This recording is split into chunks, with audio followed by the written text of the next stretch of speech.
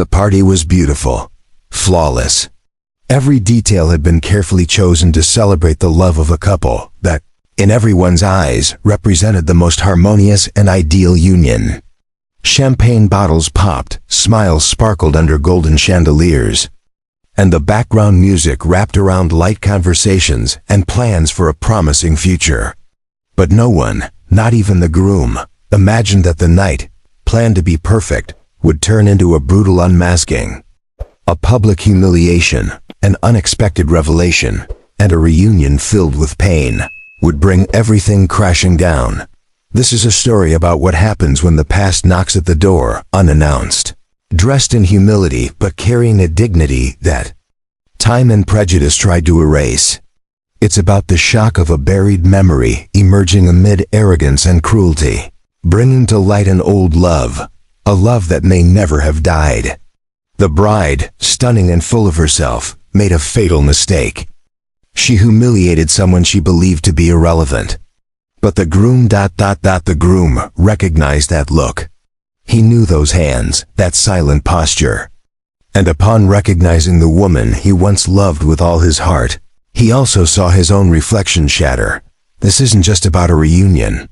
It's about the weight of racism disguised as etiquette, the pain of being treated as invisible by those who once promised you the world. It's about a man faced with a choice that will change everything: to continue with the woman who represents status, or to recognize that true love may be found in those the world refuses to see as equals. Prepare to dive into a tale of resentment, hidden truths, and decisions from which there is no return. What you'll see here is not a fairy tale. It's a raw and emotional portrait of how love and prejudice can violently collide. And when that happens, neither white dresses nor diamond rings can hide the damage. Stay until the end. Because what happens after the humiliation is something that will turn your heart inside out. The night was at its peak when she entered. Discreet, wearing a service uniform, balancing a tray of fine glasses, the woman crossed the hall without making a sound. But she didn't go unnoticed by everyone, not by him. Something in her walk, in the way she kept her gaze on the floor, caught his attention. The groom stopped, took a deep breath. And then, like a blade cutting through the fog of memory, he knew. It was her. The woman who now carried glasses for arrogant guests had once held his secrets, his kisses, his laughter. She had been everything. And he had lost her, or perhaps let her slip away, in a past he never had the courage to face. And now, there she was again, but in a role that wounded his soul just to witness. Before he could react, the bride turned. She saw the maid standing there, and decided to act cruelly. The bride's voice rose above the murmur of the party. A harsh tone, dripping with contempt, cut through the air like a slap. She ordered her to clean the floor, to move faster, to learn how to behave like a professional. Even being who you are. Laughter followed. Some disguised, others nervous. And the woman simply lowered her head, as if she hadn't heard. But she had. The groom, however, heard more.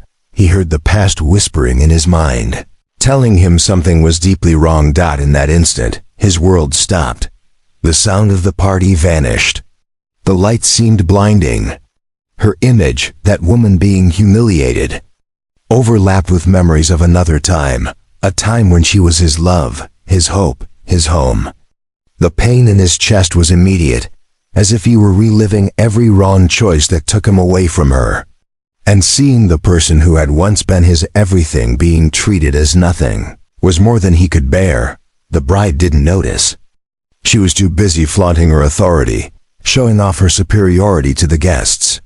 In her mind, humiliating the employee was just a detail, a small gesture. But to him, that gesture exploded with meaning. It wasn't just about a lack of manners, it was about values. About the kind of woman he was about to marry. And most of all, about the woman he had let go, who now stood there, being treated as if she meant nothing. Why was she there? Why? Had she accepted that job, at that specific party? Was it coincidence or fate? Did she know who he was? Or was she caught by surprise too? The groom had no answers. But one certainty burned through him like fire. He couldn't let it continue. And more than that, he couldn't pretend he felt nothing upon seeing her again. Not after everything they had lived. Memories came in waves. Hidden laughter, whispered plans, dreams they once shared when the world still felt moldable. He remembered. Her touch, the way she said his name, the certainty he once had, for a brief and precious time, that she would be his wife. But the real world intervened, and the pressures of a cruelly selective society pushed him down another path. A more acceptable path. A white, wealthy, superficial path. Now with the humiliation still echoing through the hall, all of that collided inside him. The pain, the guilt, the shame. He didn't know what to do, but he knew ignoring it was impossible. Because what he saw that night wasn't just an unpleasant scene, it was a brutal mirror of the man he had become, and of the life he was about to choose. Across the room, the woman lifted her eyes for a brief second, met his gaze. And in that moment, everything was said without words. She knew he recognized her, and he knew she had never forgotten him. But there was no room for sweet reconciliations. Only the pain of a reunion under such unjust conditions. Guests continued smiling, toasting, dancing. But for the groom, everything lost its shine. The woman at his side, dressed to impress, now seemed like a stranger. And the woman serving the party, she was the familiar one, intense, true, and completely out of place. Just like him, the promise of eternal love spoken hours earlier now sounded false. Because how can you promise genuine love while ignoring the past? How can you believe in a future beside someone who sees others with such contempt? In that brightly lit hall, full of luxury and appearances, a wound was opened. And no matter how much they tried to cover it, the blood was pouring. Perhaps to the guests, it was just a slip, an uncomfortable but fleeting scene. To him, it was the collapse of an entire lie. It was impossible to go on as if nothing had happened. That woman, humiliated before everyone, was the only person who truly knew him. The only one whose absence he had never been able to fill. The party would continue. The music would start again. But inside him, something was irreparably broken. And when a man loses himself before his own eyes, no ceremony can restore what's been destroyed. And you will see what happens when masks fall and truths come to light. You will witness the silent strength of a wounded but undefeated woman. And you will follow a man facing the hardest decision of his life: keep up appearances, or save what's left of true love. Because after that humiliation, nothing would ever be the same, and what he does next changes everything. The silence between them was louder than the music of the party.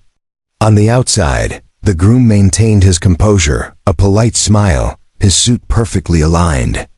But inside, a storm was tearing him apart. It wasn't just the shock of seeing her again, it was the brutality of seeing her diminished, hurt in front of people who never deserved to witness her. With every step she took, balancing trays, he felt as though a piece of the past was being crushed along with his conscience. He tried to look away, tried to convince himself that none of it changed anything, that life had moved on, and she was now just a worker at a random event. But he couldn't. Her image haunted him like a ghost, a living specter of everything he had given up, everything he had sacrificed to fit into a world where love and color couldn't walk side by side. That woman, in that uniform, had once been his home. The bride approached, radiant, unaware of the storm raging inside the man beside her. She showed off her ring to everyone, laughed loudly, kissed him in front of cameras. But that touch, once desired, now made his skin crawl.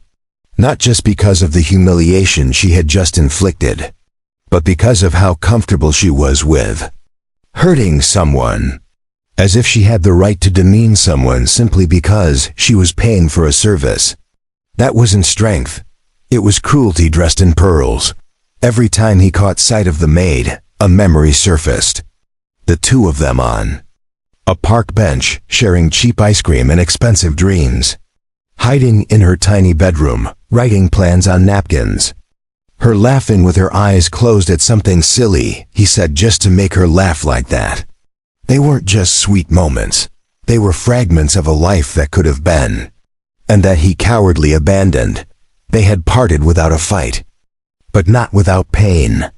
He had distanced himself when he noticed the heavy looks from his family, when his friends chuckled quietly about that girl, when his mother told him that, with her, he had no future.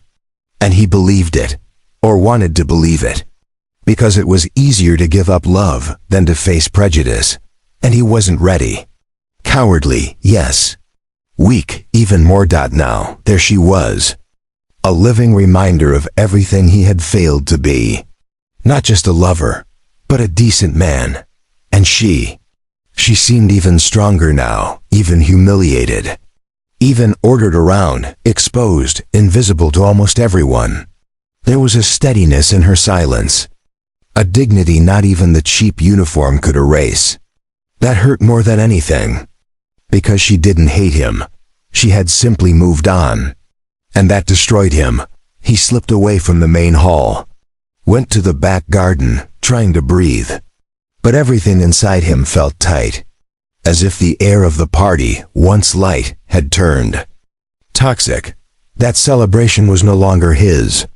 And though he was at the center of it, he felt completely out of place. As if suddenly he didn't know who he was. Or worse, he did, and hated who he had become. Minutes later she appeared there. Maybe by chance, maybe not. She came to collect plates left on the garden tables. She didn't see him at first, but when she did, she froze for a second. So did he. The world seemed to pause once more. They looked at each other. Long and silently. 1,000 stories inside that quiet gaze. He approached slowly. Spoke her name softly, almost afraid to break her, or be ignored. She replied with a look, no smile, just a respectful nod. Professional, that hurt, more than if she had spat venom. Because her indifference had weight, and he knew why. She expected nothing from him anymore. And for that, she had already won. He apologized, not just for the night but for everything. For the way he disappeared. For the broken promises, for the words left unsaid. She listened, in silence. She listened with her eyes locked on his, without interrupting. When he finished, she took a deep breath. Sighed forgiveness wasn't something given out of pity. And that maybe he needed to forgive himself more than be forgiven by her. Then she turned to continue working, but he held her arm, gently. Asked her to wait. Said he still loved her. That he had never stopped. She laughed. A short laugh, without joy. Said love without courage doesn't survive. And that, deep down, she had always known he'd come back one day. But maybe he had come too late. She said she had spent years trying to forget him. That she cried so much she dried out. That she'd been rejected from jobs because of her skin color, her address, her demeanor. But she never played the victim. She worked, studied, survived. And now there, even being treated as invisible, she was standing, without masks, while he was suffocating in a role that wasn't his. Those words broke him. And freed him at the same time, because she saw him for who he really was. And no one else did that anymore, not the bride, not the guests, not even his own family. No one saw the man behind the suit. Only her, always her. He asked her to talk after the party. She hesitated, said she didn't know, that she didn't want to get hurt again, that she didn't know if there was anything left worth digging up. But her eyes betrayed her. There was pain, yes, but also longing, and maybe the faintest glimmer of hope. Back in the hall, he was no longer the same. The bride kissed him and he barely reacted. The speeches began. The master of ceremonies announced the couple. Everyone clapped, but he was elsewhere. His name was called, and for a moment, he thought of not going up to the stage, of saying right there, in front of everyone, that it was all a lie, that he couldn't keep pretending. But he lacked the strength.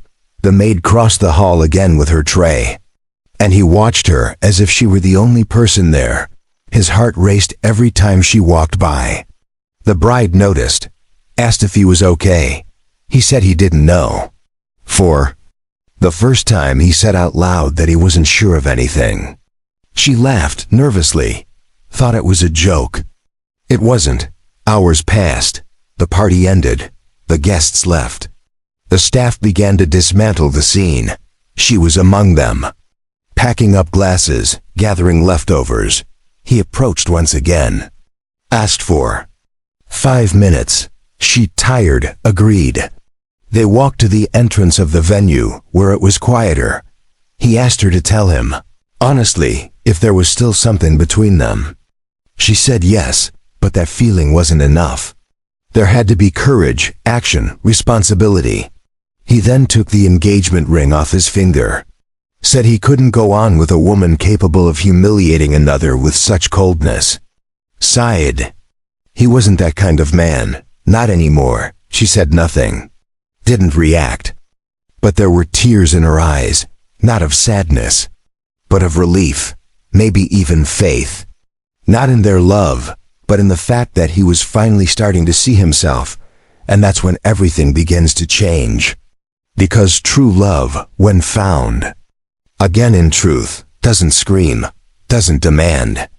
It simply waits, silent, for the one brave enough to start over. He didn't go home that night. He left the ring on the table in the empty hall and walked out without saying goodbye. The bride tried to reach him, but he had already disappeared among the cars, among the streets that seemed to tighten and free him at the same time. He didn't know where he was going. He only knew he couldn't stay where he was. And that alone was already a greater rupture than any words could express. The following days were a whirlwind. His family looked for him, friends sent messages. And the local press, already aware of the millionaire wedding, began to speculate about the groom's sudden disappearance. He isolated himself, turned off his phone, stayed at a small, modest hotel where no one knew him. And there, far from appearances, he began to think for the first time in years with his own mind. He thought about his childhood, the values he was taught. About how his mother used to say, good people are well-dressed people. He thought about his father, who never hugged anyone and only called someone a decent man if they had a diploma and light skin. He thought about how he was raised to belong to a world that despised the majority, and how, for a long time, he thought that was normal. But now, with her image in his eyes, nothing seemed normal anymore. The way she looked at him, even wounded, with firm posture and eyes full of the world, revealed a truth he had ignored for too long. She was better than him, stronger, more whole, more courageous. He felt small, dirty, childish. For the first time, he saw how much she had to fight to become who she is, while he simply floated in privileges he never questioned. She didn't reach out to him, nor did she reply to the few messages he eventually tried to send after a few days. He understood. She had already spent too much time being put on hold. Now it was he who had to prove he was worth it. Not with promises, but with actions. He returned to the city after a week. Went to the venue, but she no longer worked there. A colleague told him that after the wedding, she quit. Said she no longer needed to go through that she had other plans.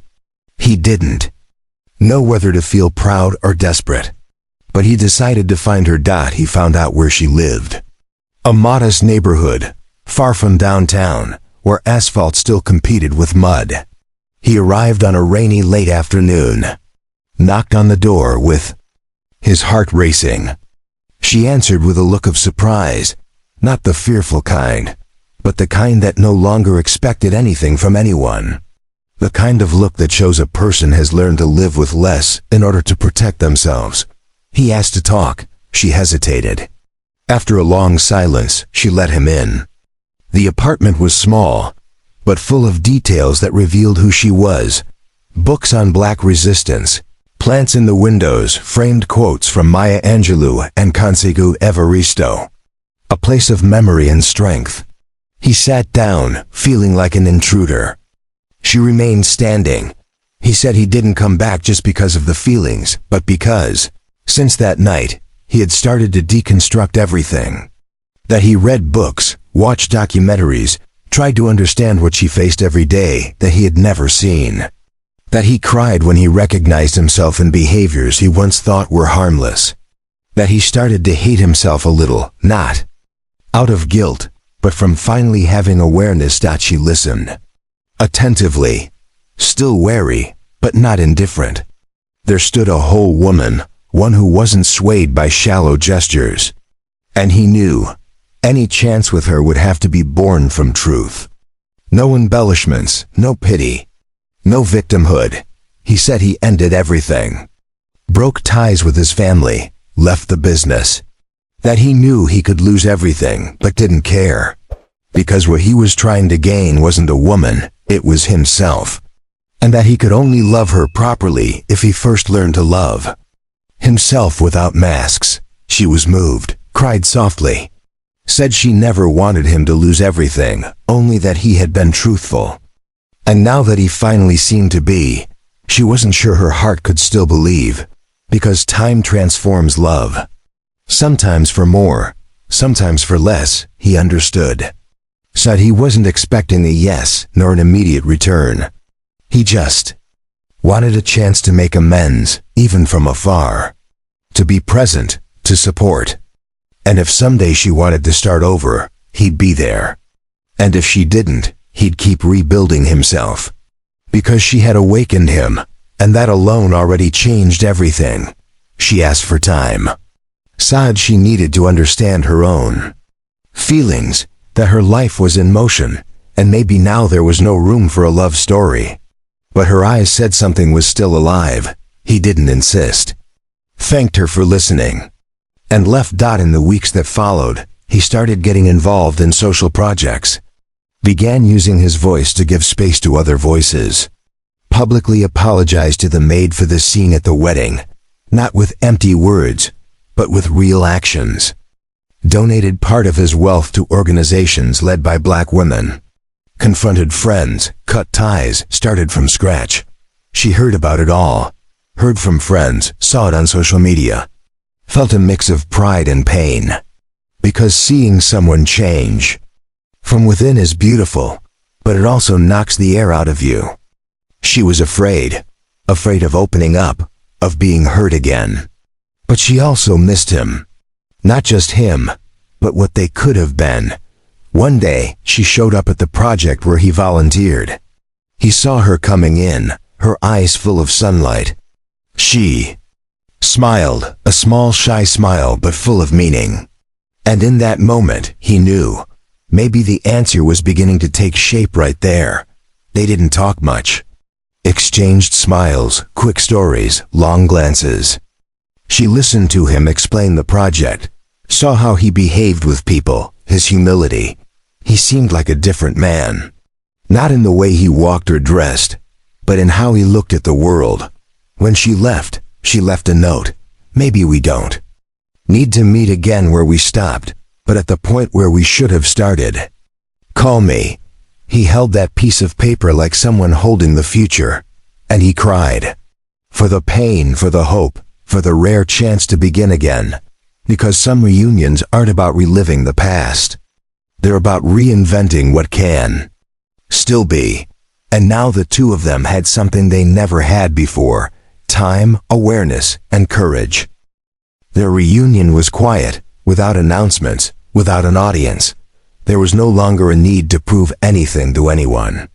It was as if, for the first time, they were finally in the same time. He with open eyes, she with a heart healed enough to allow a new chance without losing herself. And so, without haste, they began to rebuild. They drank coffee in silence, without needing to fill the spaces with false words. They walked in simple parks, far from party halls, lights, and flashes. She laughed more, but still carried caution in her eyes. He smiled less, but with truth. Love didn't return like a storm, it returned like a breeze that knew exactly where to touch. He didn't try to make up for the past. He knew some wounds have no fix. Instead, he cared for the present. He listened. He was there. He didn't run. She, in turn, didn't let herself be fooled. She questioned, observed, but little by little allowed herself to feel. Because there was in the man before her no longer the cowardly boy from years ago, but someone who had faced everything to be worthy of starting over. One day, he took her to see the place where he grew up. They entered the house where, years ago, they had said she wasn't suitable. It was empty now. His family had distanced themselves after his breakup and his radical positions. To him, it wasn't a loss. It was cleansing. He showed her the hallways where he grew up, surrounded by rules, the window where he used to look at the world and never saw anyone like her. She cried there. Not for his pain, but for her own. Because she now understood that he too had been a victim. Not of the prejudice she knew in her skin, but of the silent alienation that shapes the weak. And he had been weak. But now, by showing her that past without pretense, he was being stronger than ever. They started becoming part of each other's lives with care. He respected her boundaries. He knew he couldn't demand surrender. She, in turn, began to trust. Not in what he said, but in what he did. Because her love now demanded actions, not promises. And he, at last, had learned that. They started a project together. A training center for young black men and women from the outskirts. She taught literature and resistance. He handled management and fundraising. But they were there as equals. Because he, even with more access and recognition, knew his role was to serve, not to lead. And she proudly showed the youth what it meant to not bow down. Some judged them. Said she had lowered herself, that he had thrown everything away, but the two of them knew none of that mattered. Because finally, they were living a story that didn't need anyone's validation. It was theirs. And only theirs, sometimes. They walked the same streets where they once had to hide. Now hand in hand, she with her head held high. He with a light chest. There was something there that money could never buy. The peace of being who you are, next to someone you love, with a clean conscience. He proposed again. But this time, there was no expensive ring, no luxurious party. Just an afternoon when he knelt before her in a community space, surrounded by young people, books, and hope. He simply said, "You rebuilt me. Will you allow me to build whatever comes next with you?" She laughed with tears in her eyes and said yes, but asked for one thing, that their love never be greater than the cause they fought for. And he promised, because he knew that now, loving a woman like her also meant loving her struggle, her story, her people. The wedding was simple, beautiful, full of real voices, no designer suit, no gourmet menu, but there was affection in every detail. The woman who once served glasses was celebrated as a queen. The man who once stayed silent out of cowardice now spoke with conviction. And together, they vowed to never hide again. Some guests from the past didn't come. Others came just out of curiosity. But no one left the same. Because they saw a union born not of appearances, but of truth. And that, in the world we live, is rarer than we imagined. At the end of the ceremony, she gave a speech. She spoke about love, yes, but also about racism, invisibility, resistance. She said that, on that day, she wasn't just marrying a man. She was marrying an idea, that no one has to choose between dignity and affection. That it's possible to have both, if there is courage. He cried as he listened. Because he understood that true love is not soft, it's demanding and fair. To love someone like her also meant loving the story that shaped her, the scars, the struggles, the imposed silences. And he was finally ready. They stayed together. Faced judgmental looks, nasty comments, financial hardships. But they faced them because they knew the value of what they had.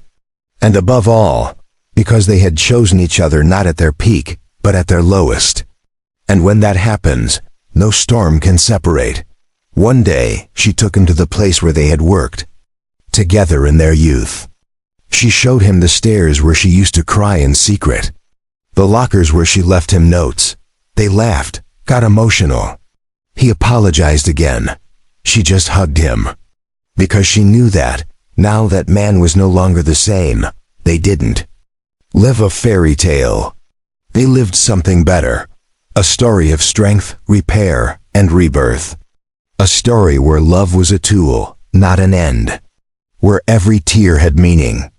Where every silence was overcome by a voice that, finally, had learned to speak, and more importantly, to listen. And if you've made it this far, know this. This story is more than fiction. It's a mirror, a calling. How many times have you ignored love out of fear of confronting the system?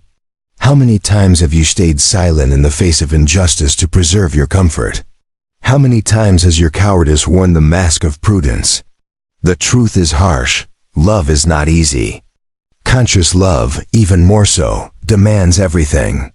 But it's possible. It's transformative. And it begins with a gesture, recognizing who is being humiliated right in front of you, and choosing not to be an accomplice. Because the kind of love that's worth it does not come from omission. It blooms in the confrontation with one's own cowardice. So next time you see someone being silenced, belittled, erased, don't look away. Stop, look, see. And if you have the courage, do differently. Because maybe, just like that groom, you too will discover that true love was exactly there where no one wanted you to look.